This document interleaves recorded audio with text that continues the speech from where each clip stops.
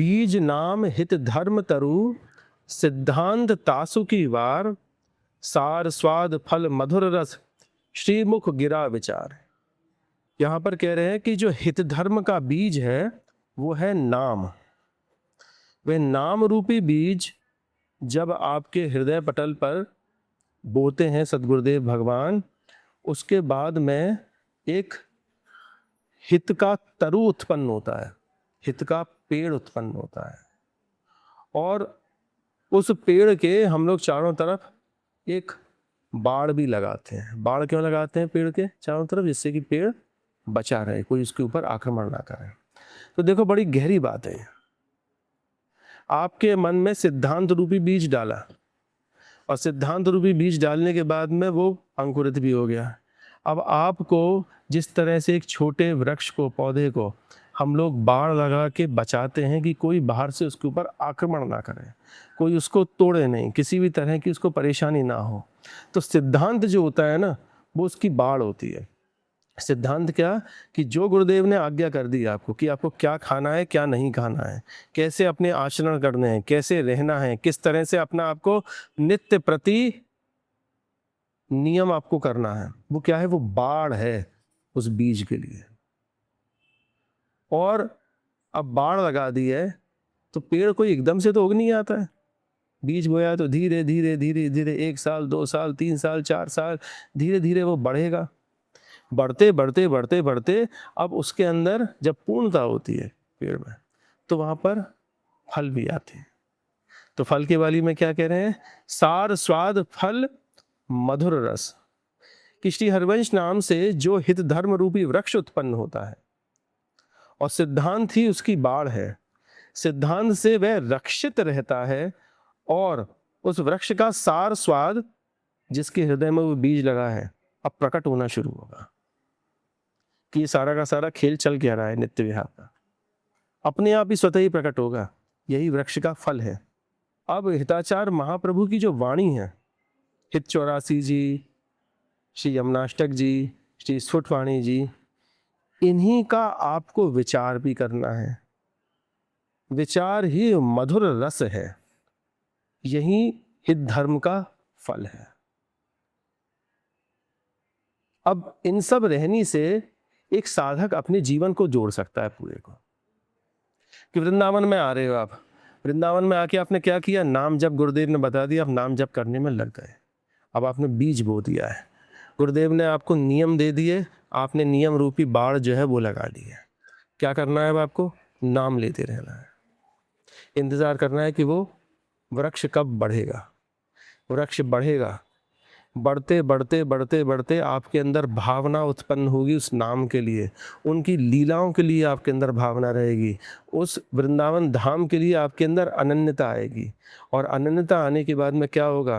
कह रहे हैं ना कि सार स्वाद फल मधुर रस, कि अब वो भाव जो मधुर फल जो है वो उत्पन्न होगा। और उस उत्पन्न होने के बाद में क्या होगा? ये फल आ गया तो हम क्या करेंगे? उस फल को खाएंगे, उसका स्वाद लेंगे। तो हरवंश महाप्रभु की जो वाणी जो है, उसमें आप हमेशा अपने मन को डुबो के रखोगे। तो जब मन को आप डुबो के रख रहे हो, जब आप मन को डुबो के रख रहे हैं, तो उससे क्या हो रहा है कि हमेशा वही विचार चलता रहेगा कि आप कर रहे हो क्या? पाठ कर रहे हो, आपने किया कि जोई जोई प्यारे करे सोई मोई भाव है। तो दिन भर अब विचार क्या चलेगा? इसी का ही चलेगा। तो जब इस तरह की स्थितियां आ जाएं, तो आप समझ लीजिए कि भैया बिल्कुल पक्का जो है आपका हो गया है। तो जहाँ पर ऐसी अनन्यता रहती हैं तो स्वाद आना शुरू हो जाता है, वहाँ आपके आपकी अनन्यता हो जाती हैं, और अनन्यताओं से ही आपका मन पक्का रहेगा। अब ऐसे ही एक आचार्य चरण थे, गोस्वामी श्री सदानंद जी। सदानंद जी कौन थे? सदानंद जी हरवंश महाप्रभु के जो तृतीय पुत्र थे, गोपीनाथ जी इनके पुत्र हुए हैं। वो उनके पुत्र भी थे, उनके शिष्य भी थे सदानंद जी। सदानंद जी बहुत अच्छे भाव में गोस्वामी थे, उनकी काव्य प्रतिभा भी बड़ी गजब की थी, और गोपीनाथ जी महाराज की बड़ी कृपा थी उनके ऊपर। हरवंश महाप्रभु के जब ज्येष्ठ पुत्र श्री वनचंद्र महाप्रभु और कृष्णचंद्र महाप्रभु श्री राधा नवरंगी लाल जी की सेवा सौंप कर देवबन से वृंदावन के लिए प्रस्थान कर गए हैं। तो उसके बाद में श्री गोपीनाथ जी ने श्री राधा नवरंगी लाल जी की सेवा देवबन में संभाली। गोपीनाथ जी के बड़े सुंदर सुंदर शिष्य हुए हैं, जैसे श्री हित ध्रुवदास जी हुए हैं, श्री सुंदरदास कायस्थी जिन्होंने कि राधा वल्लभ लाल जी का मंदिर बनवाया, श्री लाल स्वामी जी, ये सभी गोपीनाथ जी के शिष्य हुए। और गोपीनाथ जी के ही शिष्य और पुत्र भी थे सदानंद जी। तो सदानंद जी बड़ी सुंदर सुंदर पद लिखते थे और उनके 2 पद आज भी हमारे यहाँ पर वर्षोत्सव की वाणी जी में लिखे हुए हैं। जैसे एक गुरु मंगल है जिसमें वह अपने गुरुदेव की प्रशंसा कर रहे हैं कि जय जय श्री गोपीनाथ सनाथ सबे किए, शरणागत प्रतिपाल सरस सब सुख दिए, दिए सब सुख अभय कीने नित्य वृंदावन बसे, जहाँ श्यामा श्याम विलसत रस रास रस दिन रस मसे, सदानंद हित सुभग जोरी रहत नित लोचन हिये, जय जय श्री गोपीनाथ सनाथ सबे किए। ये उन्होंने अपने गुरुदेव के लिए मंगल लिखा और उस मंगल में ये सारी चीज़ें बतलाई कि किस तरह से मेरे गुरुदेव ने मुझको वृंदावन धाम दिया, किस तरह से उन्होंने मुझको श्यामा श्याम की ये सारी की सारी प्रेम रीतियाँ सिखलाई। ऐसे ही बड़ी सुंदर सदानंद जी की एक धमार है जो कि मंदिर में श्री जी के इस मध्य होली के समय पर गाई जाती है, जिसकी आखिरी छाप में वो लिखते हैं, श्री वृंदावन कालिंदी तट खेल बड़ा सुखसार, जय श्री सदानंद हित व्यास सुवन बल गावत जुगल बिहार। इस सदानंद जी ने जो धमार लिखी है उसमें पूरा खेल होली का खेल के वर्णन किया है, जहाँ पर कि श्यामा श्याम यमुना के तट पर होली का खेल खेल रहे हैं। तो उस खेल में कैसे कैसे वो छोटे छोटे से श्यामा श्याम खेल खेल रहे हैं, किस तरह से एक दूसरे के ऊपर रंग डाल रहे हैं, कैसे गुलाल डाल रहे हैं, तो वो सारा का सारा खेल उनके सामने आंखों के सामने आया है। जो देखता है ना इसको लीला को, वो देखने के बाद में उसको लिखता है।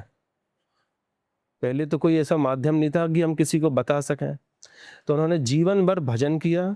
भजन जब पक गया उसके बाद में ऐसा भाव आया सामने, प्रभु ने वो भाव दिया, तो उन्होंने इस वृंदावन में कालिंदी के तट के किनारे पे ये होली का उन्होंने खेल देखा, उसी को उन्होंने धमार की रचना में लिख दिया।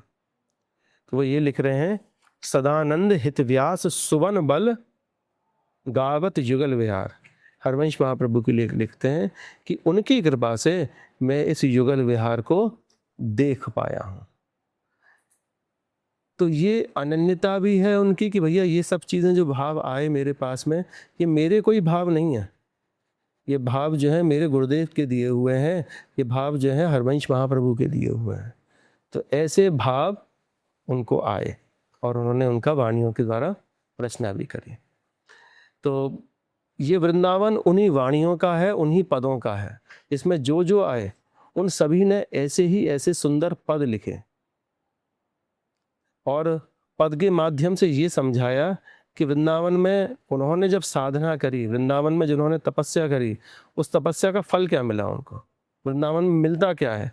आते हैं ना लोग बाग, हम आए आप आए दौड़ते हुए आए, कि मिलेगा क्या यहाँ पर, मिलेगा क्या कि वही वाली बात कि चित्त को आनंद मिलता है, चित्त को एक ठहराव मिलता है, और चित्त का ठहराव आनंद से जुड़ा हुआ है। एसी के मुंह पर जाके खड़े हो जाओ, हवा आएगी तो अपने आप रुक जाओगे वहीं पर, इधर उधर जाने का मन ही नहीं करेगा। और पंखा उसका इधर उधर घूम रहा है तो खुद भी आप इधर उधर घूमोगे उसके साथ साथ में। वो आपका चित्त है कि आपको आनंद मिल रहा है तो आप उसके आगे नाचोगे भी। तो जहाँ पर आनंद मिलता है आप नाचते हो उसके सामने। ऐसे जब प्रभु से लगन लगती है ना, आनंद मिलता है, तो जो वो जहाँ जहाँ चलते हैं वहीं पर उनके पीछे सखियाँ नाचती कूदती हुई चलती हैं। वही आनंद है और वही रस है इस वृंदावन में, वही चीज़ सदा उपलब्ध रहती है। जो इसके जानकार होते हैं इस रस के, भैया स्वाद हर किसी को नहीं पता होता है, जिस जिसको स्वाद आता है इन सब चीज़ों का, वो स्वाद के पीछे पागल होते हैं और लेते हैं स्वाद का हमेशा।